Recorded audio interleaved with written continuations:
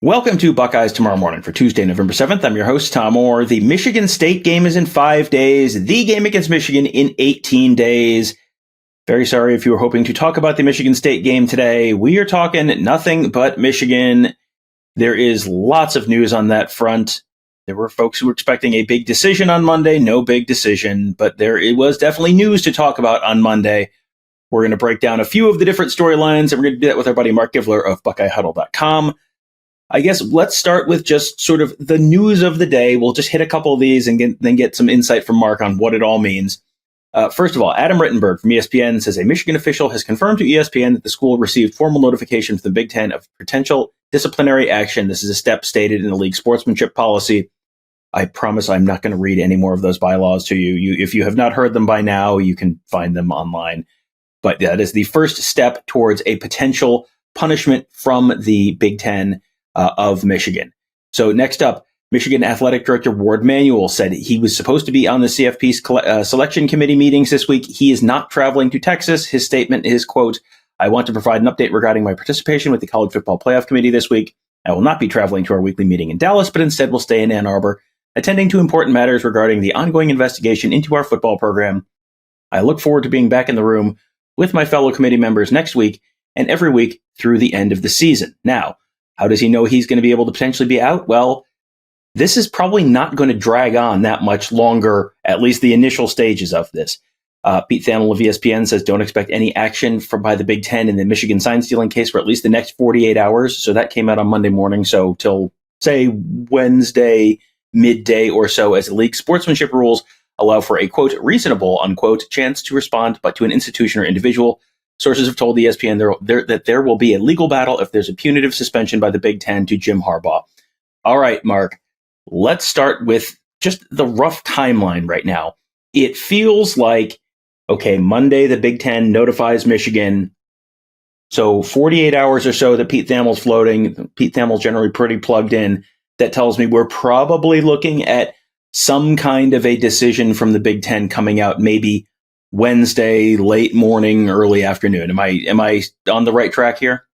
Yeah, I mean, I think that would be the earliest. So I'm kind of operating under the assumption that there's going to be a little bit of back and forth once Michigan has their opportunity to respond.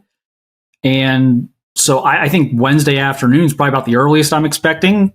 I could see this dragging till Thursday or Friday anyway, before we get anything concrete in terms of what the Big Ten wants to do and then what Michigan's response to that is going to be if they do file some type of legal complaint.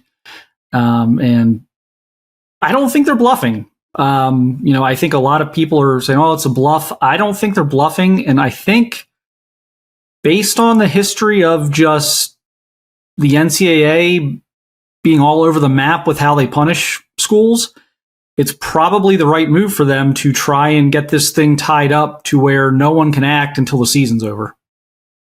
That does sort of feel like what the strategy is right now, because there's, the Santa Ono put out that letter that was, nominally a letter to Big Ten Commissioner Tony Petitti, but oops, somehow it got leaked to the public. And, that did come out before the meeting last Friday, but talked all about due process and needing to let the process play out.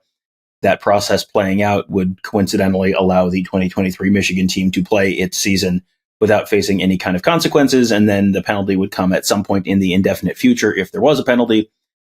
The Big Ten seems like it is motivated. Tony Petitti seems like it is motivated by some of the pressure from the other coaches in the league to potentially do something sooner than that.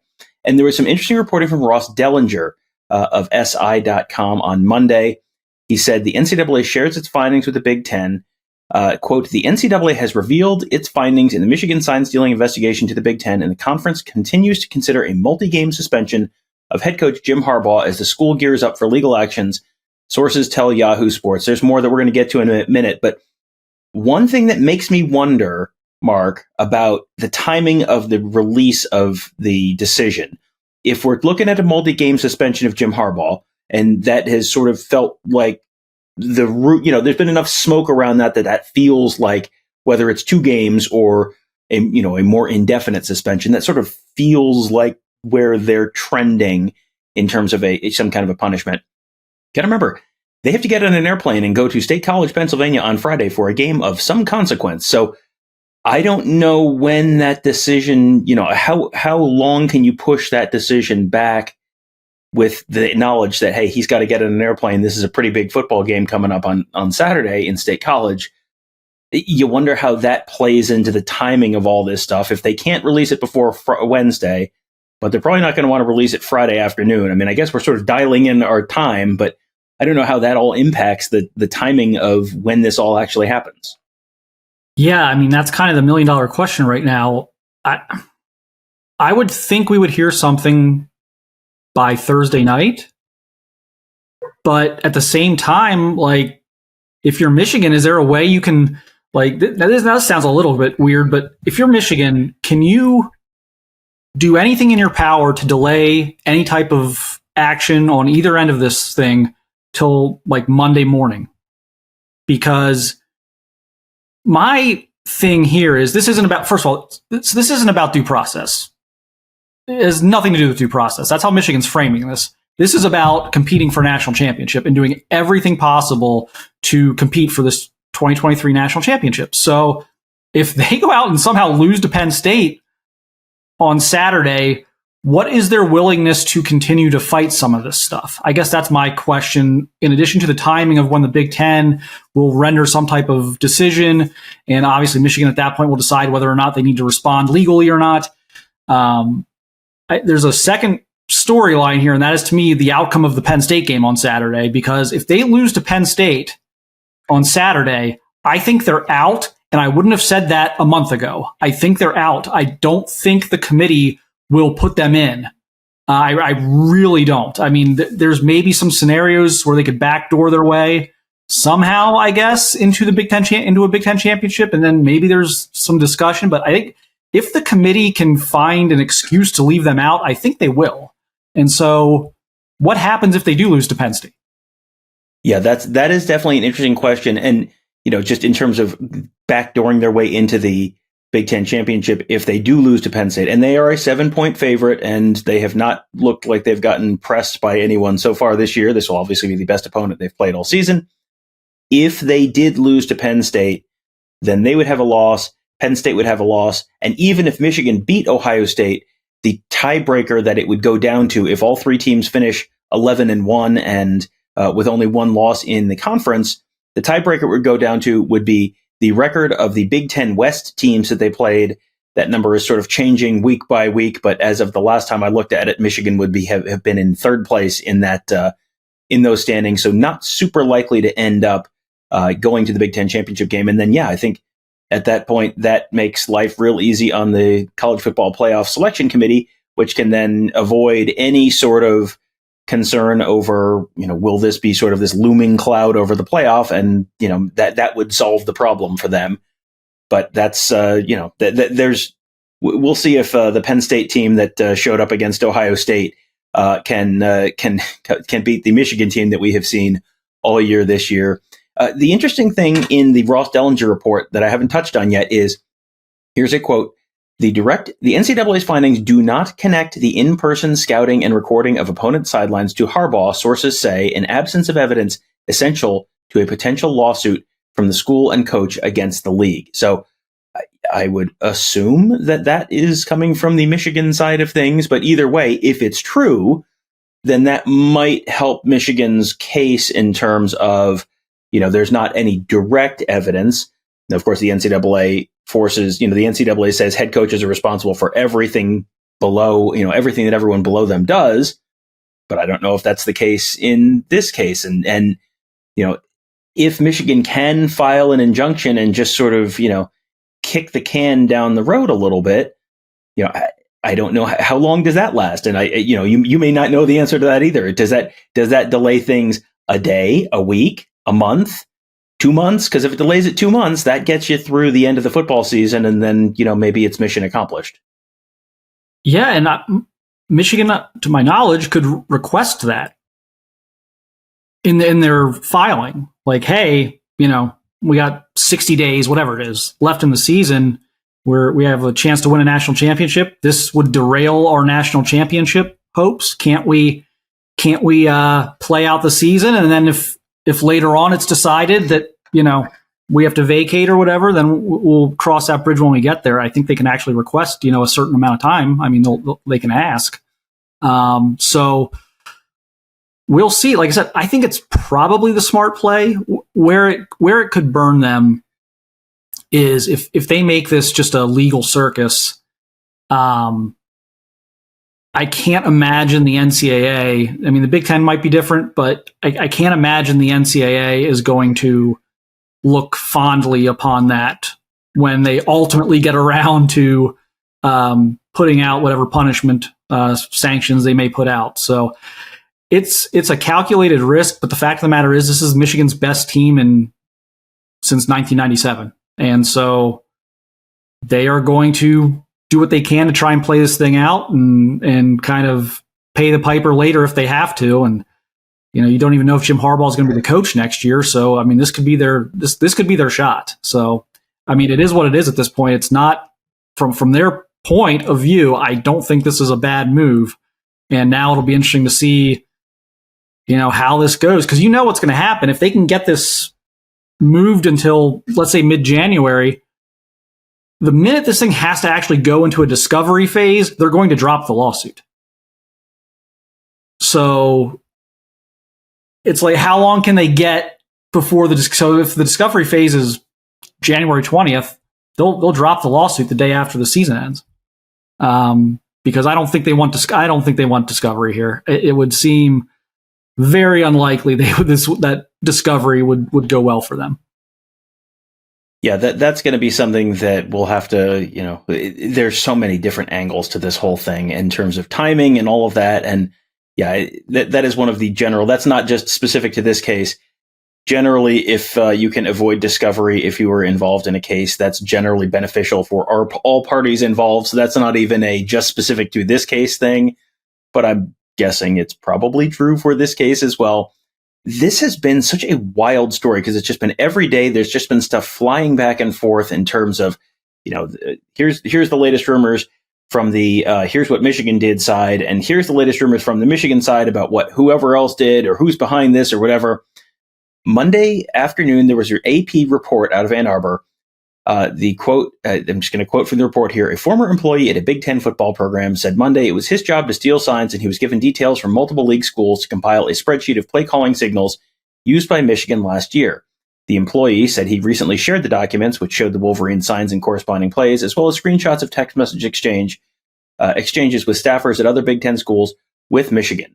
So, Mark, I kind of read through the whole article. There was more, but I read through the whole article, and I had the same response that a couple other folks did, which was, I don't know that that's an NCAA violation, and we're going to give you both sides of the political aisle here. Matt Brown, who writes the Extra Points newsletter, who is an Ohio State alumnus, but also is a pretty well-respected national writer, says, at first glance, nothing in the story appears to be an NCAA violation, but it may bolster the argument that Michigan's alleged wrongdoings aren't so serious as to merit immediate action beyond the typical investigations process. And then Space Coyote, who is someone, he's a scheme guy. He is a Michigan guy, but he is a scheme guy who you will hear Ross Fulton and I talk about a good bit. Again, very well respected. But he says, hang on, I'm going to do this. He says that, sorry, I have a lot of tabs open. A number of rival fans are replying, quote, but I thought sign stealing wasn't illegal. This is true. And unless the NCAA wants to say staff sharing info is effectively advanced scouting, parentheses, no way they do, nothing in this new information is illegal. So there you go. That is a, well-respected Michigan affiliated person, a well-respected Ohio State affiliated person, both kind of saying the same thing there. So, again, what's the story there? Is the story there that, as Matt says, that you're trying to, well, everybody does it and sort of shave down the how much worse this is than what everyone else does? Is this just a get the spotlight pointed in a different direction? What's the deal there? Yes. It's both, but I do think I do think the long game there is Well, it's kind of like the shades of gray thing, light gray, dark gray. We were all operating in the gray. Our gray was just a little darker than their gray, and because of that, it's just not that big of a deal. I really think that's the play there. Obviously, what was divulged in that story was not against the rules. So what they're going to do is say, look how close these two things are, and one of them's against the rules and one of them isn't. How ridiculous is that? And that's the game that's going to get played. But we'll see. How that. I mean, someone at the NCAA has to buy that. Someone in the NCAA has to buy that, and someone in the Big Ten has to buy that. So we will see. But it's a well-timed kind of PR dump issue. And, again, we'll just have to wait and see how the Big Ten and NCAA process that.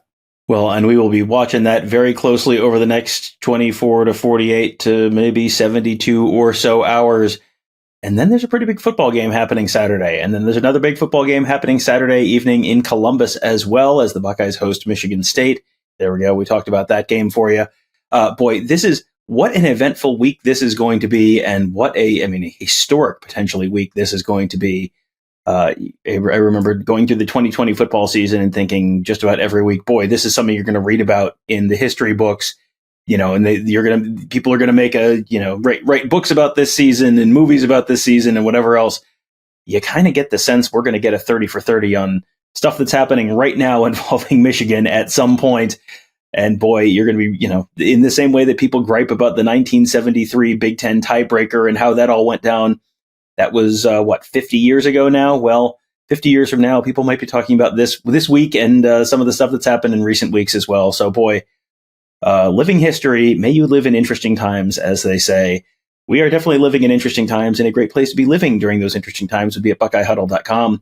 I just checked a minute ago. Every time I check, if I've been out of pocket for an hour or two, somehow our thread on the Michigan story has gained another 5 pages or so of posts and new stories and new ideas and new theories floated by people on both sides. Holy smokes! So over 4,000 posts, 200 pages, and it just keeps going. And you get the sense it's probably going to keep going for a while. A lot of information in there. There's a lot of stuff in there that it doesn't necessarily always get reported publicly. So great source of information and definitely entertainment on the Huddle board presented by Jeff Ruby at BuckeyeHuddle.com. If you want to be a member there, you get access to that. You get access to our full team of insiders, Tony, Kevin, and I covering the team, Mark covering recruiting, our whole team of X's and O's gurus making you a smarter football fan. When we do those Ross Fulton shows, they have video from the games that is accessible on the Huddle board exclusively for Buckeye Huddle members. And if you want to try it out, give it a shot for a month. Boy, would this be a great time to do it. Not only do you have the Michigan thing going on, the next month includes the Michigan game, the potential Big Ten championship game, the college football playoff selection show, the lead up to the early signing day. Man, oh man, is it going to be a busy and eventful month at BuckeyeHuddle.com. So if you're not there, you are missing out. So sign up today. And also make sure you are a subscriber on our YouTube channel, youtube.com/BuckeyeHuddle. Hit that bell as well so you get notified when we do a live show. We'll probably do a live show after the Ryan Day interview on Tuesday. We'll have another live show planned for Tuesday evening for the college football playoff rankings updates. And guess what? I'm guessing we will have more live shows later in the week as news continues to develop during this incredibly, incredibly crazy time in Ohio State, Big Ten, and college football. What a time to be alive. That will do it for today. Thank you guys all for joining us. Have a great day. We'll talk to you tomorrow.